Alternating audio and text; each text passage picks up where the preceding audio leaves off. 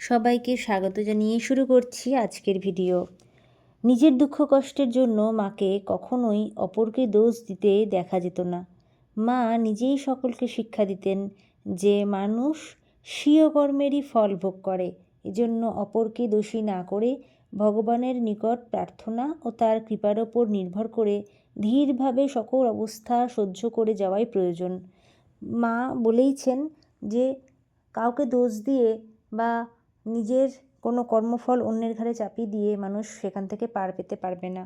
মানুষ নিজের কর্মফলের জন্যই প্রত্যেকটি অসুবিধে বা প্রত্যেকটি কষ্ট ভোগ করে। তার জন্য প্রথমেই দরকার ভগবানের নিকট প্রার্থনা করা, আর তার কৃপা নিশ্চয়ই হবে, কখনো না কখনো তিনি কৃপা করবেন, সেই কৃপার উপরে নির্ভর করে থাকা। ঠাকুরের কৃপা হলেই সমস্ত কষ্ট থেকে বেরিয়ে আসা যায়।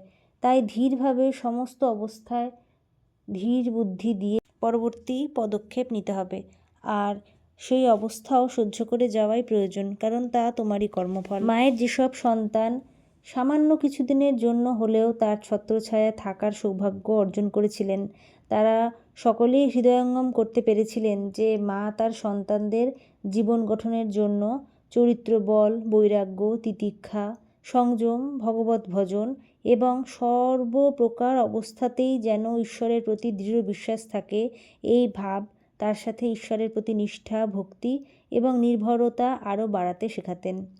তার নিজের যেমন স্বভাব ছিল তেমনই তার সন্তানগণের মধ্যেও ভাবুকতার কখনো আড়ম্বর দেখা যেত না। মায়ের প্রত্যেকটি সন্তানই ছিলেন সৌম্য, শান্ত, ধীর এবং স্থির। এই সকল তথ্যগুলো আপনারা মাতৃসমীপে পড়লে সহজেই আরও ভালোভাবে জানতে পারবেন। স্বামী নির্বাণানন্দ তার মাতৃ সান্নিধ্যেতে বলেছেন যে তিনি মাকে প্রথম দেখেছিলেন কাশী সেবাশ্রমে, এবং তার যতটা সম্ভব স্মৃতিচারণা করা সম্ভব ছিল তা মনে করে তিনি বলেছিলেন যে সেই সময়টি ছিল 1912 খ্রিস্টাব্দের নভেম্বর মাসের প্রথম দিকেরই ঘটনা।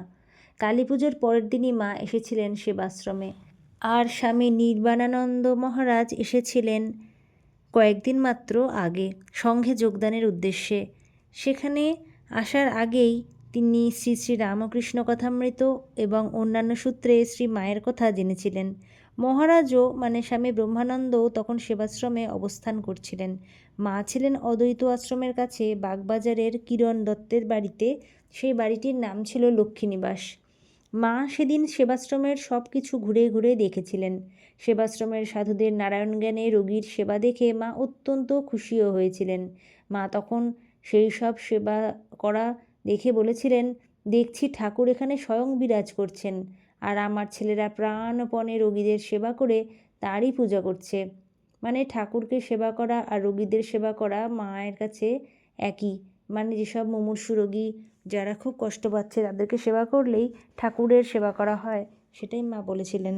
অনেকক্ষণ সেবাশ্রমে কাটিয়ে মা লক্ষ্মীনিবাসে ফিরে গিয়েছিলেন। কিছুক্ষণ পরেই চারু মহারাজের মানে স্বামী শুভানন্দের কাছে একটা 10 টাকার নোট মা পাঠিয়ে দিয়েছিলেন। চারু মহারাজ কাশী সেবাশ্রমের অন্যতম প্রতিষ্ঠাতা।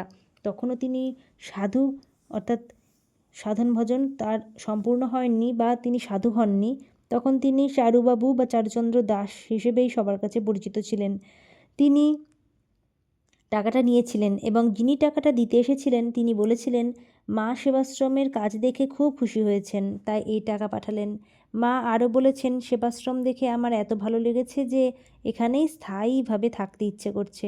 সে কথা শুনে মহারাজ, মহাপুরুষ মহারাজ, হরির মহারাজ, কেদার বাবা মানে স্বামী অচলানন্দ, চারু মহারাজ প্রভৃতির সে কী আনন্দ! সবাই খুব খুশি হয়েছিলেন যে মায়ের এত ভালো লেগেছে তাদের কাজ, তাই সবাই প্রচণ্ডভাবে আনন্দিত হয়েছিলেন এবং সবাই সেই আনন্দ প্রকাশ করছিলেন।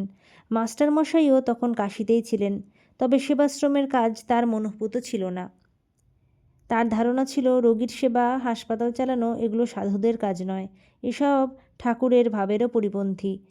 তিনি ভাবতেন ঠাকুর হয়তো এসব দেখলে বিরক্তই হবেন।